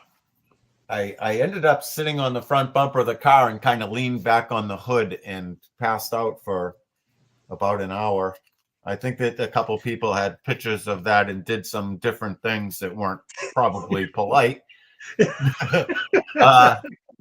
But yeah, that was a very slow. I can remember that whole, I don't remember a lot of it, but I can remember the sun being up when I climbed up the steps of my motorhome. Right. And yeah. And then I think we ended up setting fast time. That was the first time I got in the car. I think we got fast time. And then yep. By the nighttime, I was ready to go, rested up, and ready to do my job. Yep. So was you hung over at all during the 100 lapper? No, not really. I had recovered. I drank a lot of Gatorade and stuff, and I was pretty recovered. One of my worst times was probably Oswego, but that Sandusky one, that was a tough one. Vic wouldn't let me in the car for a little. See, this is why I'm so glad to have everybody, have you on the show, because all these rumors get all spun out and turned around and stuff. Oh, and the rumor went as this, they woke you up, you got in the car, you got suited up, you got your helmet, you threw up in your helmet, you handed it off to somebody, you said, I'm not racing. You went back into the camper, you went to sleep. And they woke you back up just before qualifying because I guess Lewis took the car out. This is the story. This is the folklore, Eric Lewis went out, shook the car down for both hot lap sessions. They told you, hey, we're qualifying here in about 30 minutes. You got suited back up. You went out there, you set fast time, and you went out and won the 100 lapper that night. So that's the Chris Perley folklore, Maybe it happened more than 1 year, and I don't remember who drove it. You work with so many great people in super modified racing from the Northeast. God, I don't even want to put you on the spot to say who was your favorite, but I mean, obviously Merch and Scotty and stuff like that. I mean, just like, what was that? What was it like running around with those guys and that group back, when you were just dominant, you were winning everything. What was it like with those guys? It was fun. And it was a great group of guys. My crew for Vic's car was great. They were all awesome. Really just, I think that probably made it easier for us to do well, by of course surrounding yourself with good people. I think some of them probably led me a little astray, but Merch will do that to you. Yeah. But it was a fun time. Wouldn't change it for the world. It was pretty awesome. One of the Sandusky nights I was with Martel, and it was kind of the same thing. It was the wrong side of midnight, and there was something to do with a Redskins football helmet and a diaper, And it was like a diaper and helmet boy or whatever. And one of our friends from the Essex Ipswich area walked by the next day and said, "You should have seen these two idiots with a helmet and a diaper on their head that I saw, doing whatever at 3 a.m. It's like, that was me and Scott. What are you talking about? Nobody else. They didn't even know it was us." I can tell you that I don't remember seeing him either. So Yeah. Yeah. Still have the Oh, no, do you really? Oh man. Well, the diapers fell to the side. Yeah. It's gone. So the one thing about you is that you were always humble, as a driver. You never were conceited. You were never stuck up. You were the man of the people, I would say. I mean, you were. I hate to even say this, but it's the truth, and some people might disagree. If they do, I don't give a shit. It's my show. But you reminded a lot of us of Bentley, and did Bentley ever have a discussion with you when you were going on a hot streak? Did you ever lean on Bentley for anything?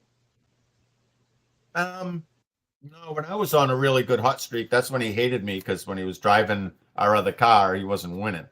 But no, Bentley is the way he raced. That's a you would you want to be in those shoes. The way he did it, he was respected. Everybody gets booed. It's people say, you made it to the top when you get booed. Nobody wants to be booed. And Bentley a lot of times wasn't. He had those issues, of course, when you're with Hevron's team, and they already went through Doug. They don't want to see anybody else, blah blah blah. Anybody but Bentley, anybody but Bellinger, anybody but right. It'd be cool if there was an anybody but Perley shirt, but I didn't want that to happen. Right. And I also always believed that if the car's right, I think I went after this saying before and never finished it. When Bentley won in our car, he said anybody could drive these things. A monkey could drive these things. When they're right, they're right. And I truly believe that. I truly believe that. I don't care how good you are. You can't win with a piece of crap car. Right. You can do good. You can sometimes luck into them, but to be consistent or anything, you need an awesome car, a good crew, blah, blah, blah. I was lucky to drive the car that I drove, and for it's a low pressure team. It was always a low pressure team because we started off as kind of the underdog. You know what I mean? We showed up on ISMA of the backyard Star guys, and Vic always had good cars, and he could win at Star and Lee and whatnot, but they never ventured far. So I was like one of the first ones to really do it with him. So I was lucky that way. I didn't have to fill anybody's shoes. We just kind of rolled into it, and if he won, awesome. If he didn't, nobody did before. You know what I mean? Right. He went to a couple big shows, but he didn't really do it all the time. So yeah, he would go out to the classic and but that's about it. So I was lucky in that aspect. I didn't have to fill anybody's shoes. At Star and Lee I did, because I couldn't compare to Nate Boutwell. He was awesome. That guy. Yeah, he was. He was just up on the wheel and just hammering, and I couldn't do as well as him in the short races. I was a little better in the longer ones. You reminded me a lot of him when you first broke in. When I first seen you, like your driving style was a lot like his. I thought, did you kind of emulate yourself after him, or do you think you guys drove two separate ways? No, he said Bentley, when he got in our car to drive, the team car, we had them both really close at that time. They were both really strong. Right. He said that how I drive the car is how he likes the same exact setup as what I had. He didn't want to change anything. So that was kind of neat. That was a compliment, really, that made it easier for the crew. They didn't have to do a lot different. And right. But he said, that's what he basically looks for in a car. So, and when I was starting, I bent to Zier a few different times, asking for tips and little advice and stuff like that. Yeah, Yeah. it's So not hard. It's not hard to look up to Bentley and have him be your hero or mentor or something. You know. right, right. So Mo Lilgy and Billy Day on here, they both said the same thing, but they're calling you the people's champ, and I'll definitely have to agree with that, man. You're definitely if you smell what Chris is cooking, that's for sure. He's the people's champion, and I think you always will be for sure. So we've already got through all the high milers, we got through all the classics, we got through ISMA, we got through all that. So, Chris, let me ask you a personal question. Where do you see the future of super modified racing going? That's a great question. And it's been one that we've tried to figure out for the past 50 years. I don't know. I mean, this NES deal, New England Super Series, I think that's pretty neat. I think it's too late. I think Mayberry's idea on it is I think it's cool, but we lost so many old supers to the 350s. The 350s got going before this NES deal did, and I think that if this NES deal came at the same time as the 350s, you'd have a better showing in the NES series, because everybody built the 350. I mean, the money's good. Right. If you want to win, you're going to spend money no matter what. There's no way out of it. I don't care if spec tires, spec this, spec that. Somebody's going to outspend you and do something, and it's going to make you spend more to win. It's just the nature of the beast. But I love watching the 350s. I think they put on an awesome show. Jeffrey Battle from our neck of the woods is just spot on. The kid's really he's one with the car. I know exactly how he feels. I'm lucky to know exactly how he feels. I don't have that feel right now, but he still does. So he's still doing good. But I see out in Ohio, you guys are, they got a good group going out there. If they could keep that deal together and keep the rules tight enough so everybody can race together, that's all they can do. If they don't do that, there's unfortunately ignorant and screwed. You really need to get on board, and that's right now. NES is you can't run triple plane. That's what it is, right? The top wing. Yep, can't run triple plane wing. That shouldn't stop anybody from racing, though. Everybody has a biplane wing somewhere and whatever. I just would love to see everybody get on board, and the car counts suck, and it's terrible. And when we won the first championship in 2003, there was still decent car counts. I mean, what happened to the B mains at Oswego even? When everybody came together to race, you had a B main, you had the people taking the money. Kenny Bell one year took I think he took the money, and the second place guy started the next feature. Yep. Where is that? It made you feel better to just make the show. And now you go to the Oswego Classic and you can make the show if you show up. Yep. You're in now. That's just never ever would have thought that I could say that and hear it and you know it's terrible. It's terrible that we're in right now. And I don't know what can save it, but I know it's always going to be about money one way or the other. Absolutely. The purses haven't really grown. They've shrunk. You know what I mean? And it's more expensive I understand. Hey, I'm a businessman. I know that money doesn't grow on trees and you can't give it out if you don't have it. Absolutely. But that means you better work harder at getting it because it's out there, because everybody who really wants it gets it. You work hard enough, you will get that money. Well, absolutely. And I think that you just need the promoters, and that's why I think the New England Super Series is good, because the guy that's running it, he didn't have a nickel invested in it, and now his kid, I guess, is running a super, and he black flagged his kid, threw his kid out. That's good. You got to be fair across the board with nothing. And absolutely, we're preaching to you know, it's unfortunately it's on deaf ears because nobody has the clear solution. You know, I wish I had a couple $1 million. I'd throw it in. There's the point fund. Let's go racing. Right, You know, right. and let's enjoy ourselves and let's get enough cars there so that you've got to make the show or you get $1,000 to go home and not race. You know what I mean? Right. It's like, Yeah, absolutely. Yeah. make it mean something. Make it mean something. I totally agree with everything you said. The 350s, I believe, and I beat this drum on this show. I literally the 350 series should probably sponsor my show next year as much as I talk about them, because I honestly feel that's the future of super modified racing. It's going to be the 350s. They had 18 today at Sandusky. They got about anywhere between 8 to maybe 10 at Oswego on any given night.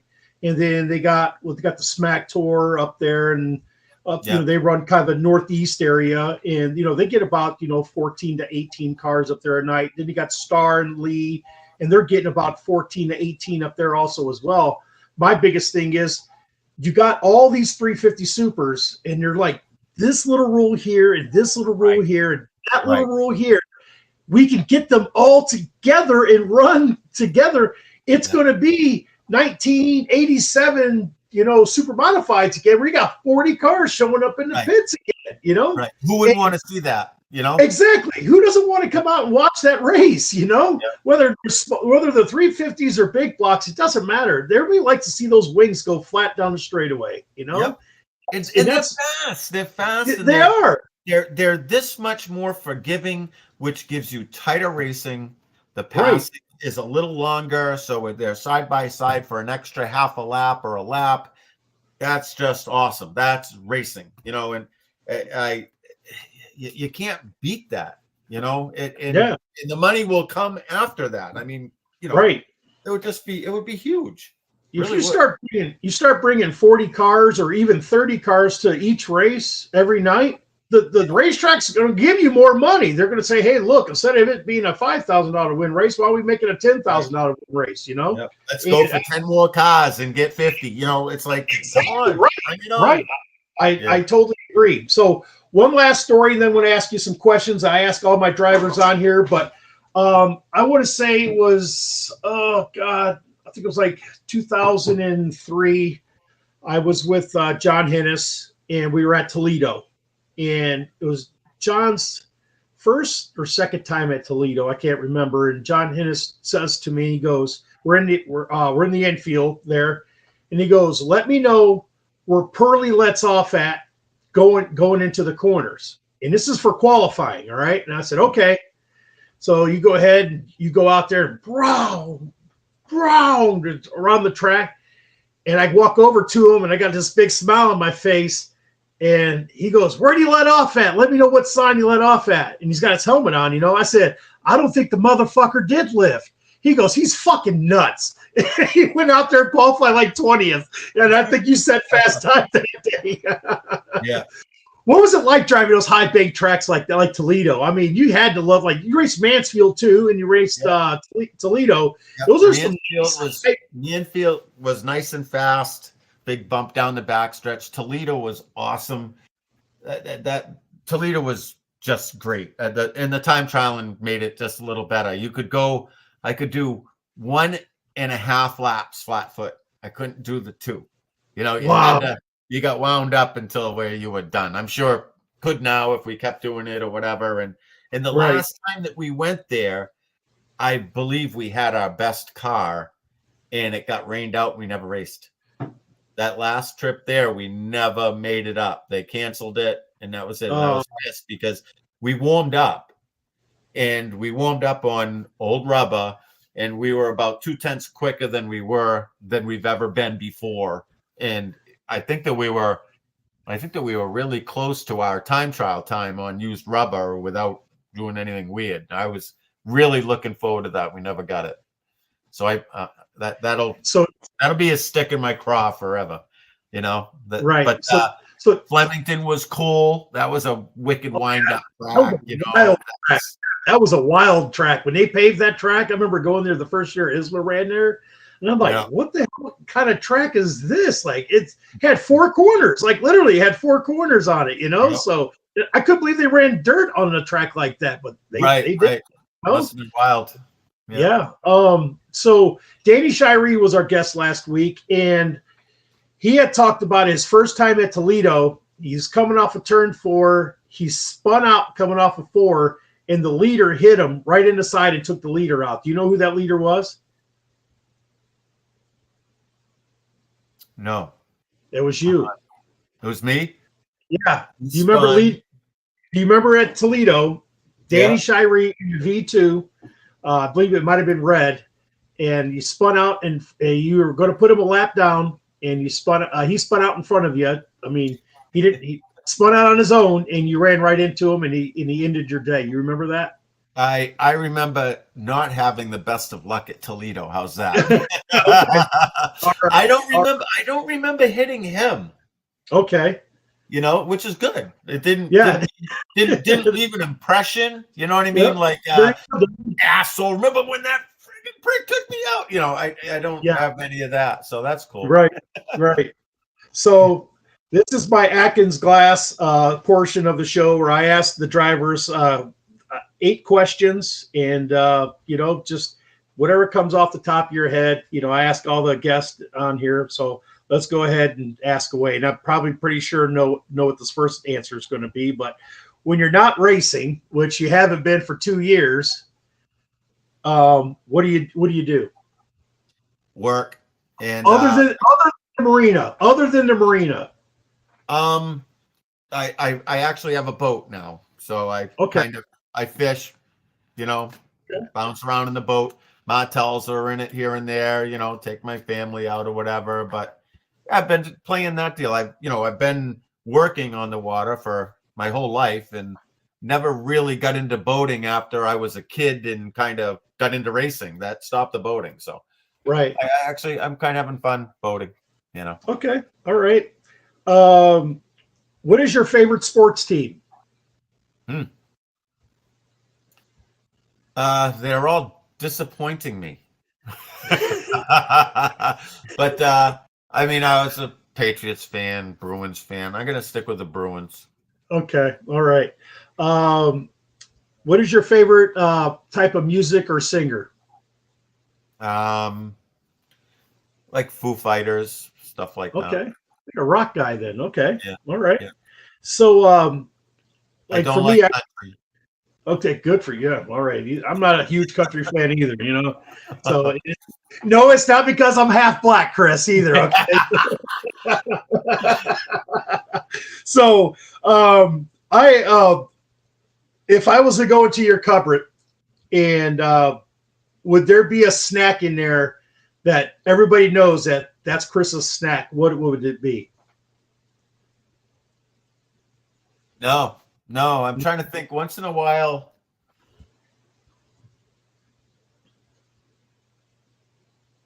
not really. I don't think I have a snack. No, okay. I just gotta be in the mood for something. I mean, once Right. in a while it's ice cream. Sometimes it's cookies, chips. I suppose probably chips like sour cream and onion chips or something. Gotcha. All right. This is gonna be a good one. Favorite beverage? Warm milk and a cookie right before bed. Kiss my ass. Twisted teas. Uh-huh. I like the seltzers too. It's either twisted teas or seltzers, or just give me a tool, a screwdriver. Yeah. Let's see here. What kind? What goes with that screwdriver? Tito's. No, I'm not picky. Absolute usually, but okay. All right. So, out of all the tracks you ever raced on, what was your favorite track?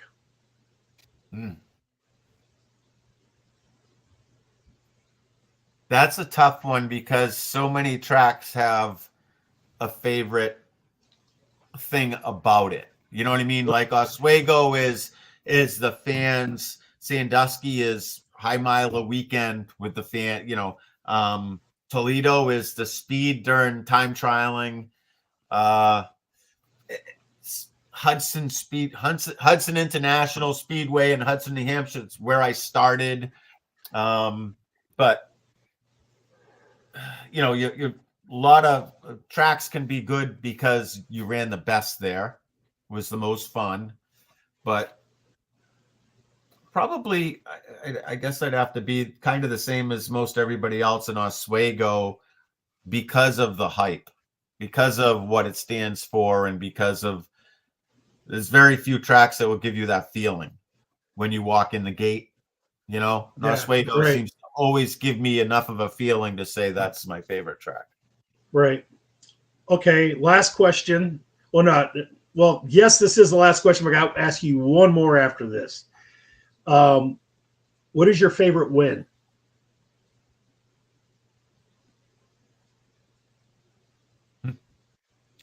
Well, you could say the last one, but All right, Tom Brady. The first one, it would be. I think my favorite wins would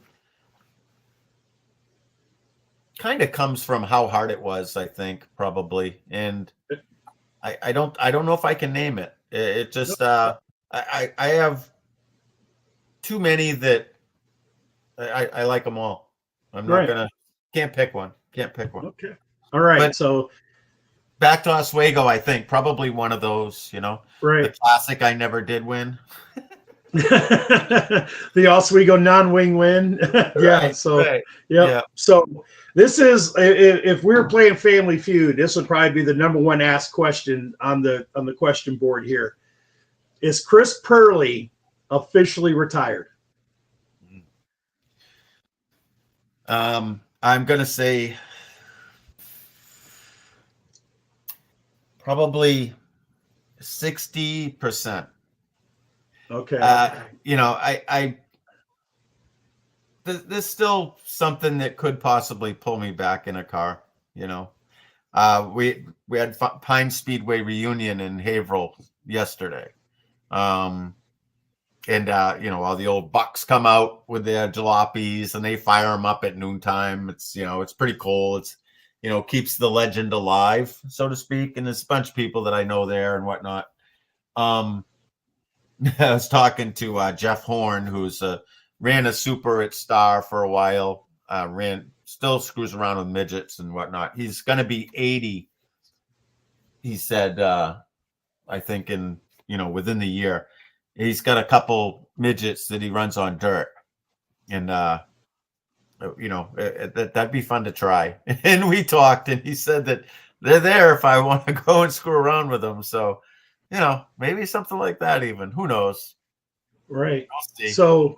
So I, as you guys know on the show already, you guys know I kind of like give questions and stuff. I get the guest on here and like just make sure that all the uploads and everything's all working so they can come on when I introduce them and stuff. And Chris had told me his fire suit's out of date and his helmet's out of date and his gloves are out of date. And if he goes to run these big series and stuff, he doesn't have a fire suit, helmet, or gloves, or because everything's out of date.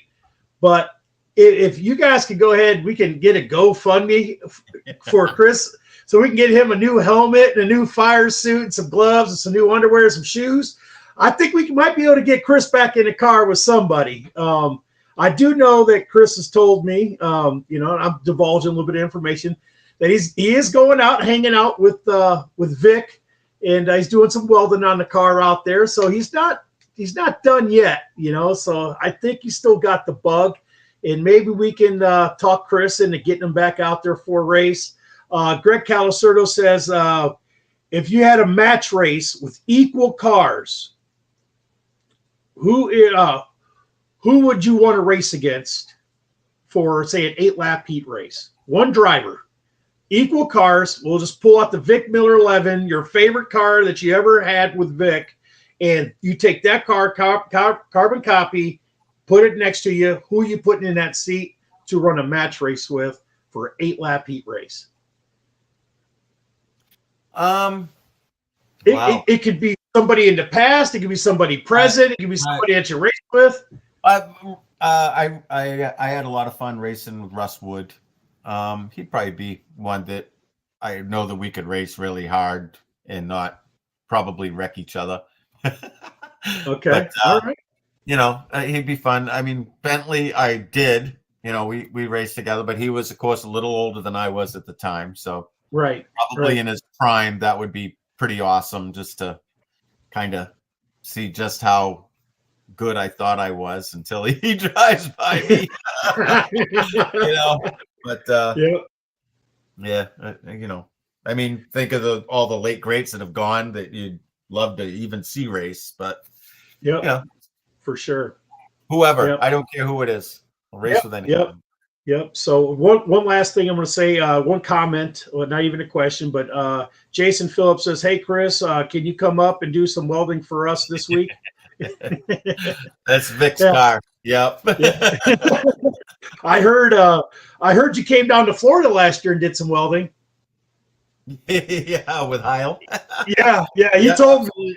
I said, "You had that mother effer down here, didn't even tell me." I said, "We could at least went out to dinner or something. I'd have drove over to Vero and I'd have took you out to dinner or something, man." But yeah, so anyways, we went through 3 bottles of argon in 4 days. That's how much I welded. Oh my God, man! They weren't monster bottles, but they were enough. Yeah, Yep. he kept me busy. Right. So, well, everybody, like they say, all good things must come to an end. But Chris, I just want to say thank you so much for coming on here. You are the first legend to come on here, the non-driver. But I still think that you got it in you. But Chris, I just want to say thank you for always saying hello to me. Thank you for always shaking my hand. Thank you for always just being a friend and reaching out to me. Through all this, none of this would have happened without Glenn Murch. Glenn reached out to him, and it took Chris a couple weeks to get a hold of me, but Chris finally did. And this was just, this is really, really awesome, really, really cool. And I can't wait to see you, Chris, at a racetrack one day soon. And I just want to say, Dave, is there anything that you want to ask Chris? No, I just appreciate him coming on, man, and spending 2 hours with us. I didn't know that it was 2 hours. That's why we started the show early, because I can't miss the Steelers game that's coming up to play against the Cowboys. But Chris, appreciate it, man. Again, big fan of yours. Hopefully we get to see you one more time out at Sandusky Speedway and try to go for number 5 for the high miler. Don't know if that's in the cards, but you can always wish, right? Don't never say never. I think we all wish for that to happen, but it's God, Chris. It's great to see you, Chris. You take care, buddy, and I'll text you when we're done with the show. Okay. No, thank you for having me on. It was a lot of fun. I really like the show. It was cool. I had a good time. Okay. Appreciate it. Yep. Thank you, Chris, and take care, buddy. How about that? Man, I'm flabbergasted. I get these guys on here like Chris, and you guys can't see it. I got goosebumps. I think the world of Chris. I really do. Just a great guy all around. He talked about boo this guy, but I don't think I seen Greg Calacerdo said it, but I don't think anybody ever booed Chris ever. So, and Chris, you know what, Willie? It's the perfect guest to have for our first ever 2-hour show. The perfect guest. We had Danny on for 2 hours last week too. So, that's right. That's true. But definitely. That's why I wanted to move it to 6, because I knew I couldn't fit everything in an hour with Chris. It wasn't going to happen. But just want to say thank you guys for all tuning in. I appreciate you guys. Just remember, everybody, thank our servicemen, all of our first responders out there, and all of our police and ambulance and firemen and all that stuff. They're out there busting their butts. Pray for the people in North Carolina. Pray for the people coming here on the west coast of Florida. We got a hell of a hurricane coming. I talked earlier in the show that I don't know if I'm going to be able to do the show next Sunday, because might have a Category 4, Category 5 breathing down directly due west of me coming in. So just pray for everybody down here that we can get through all this and we don't lose anybody. So I love you guys. I love you, Dave. And I'm going to tip the bellboy. I'm going to check out. All right, guys. Have a good week. We'll see you next week, hopefully. Yep. Bye-bye.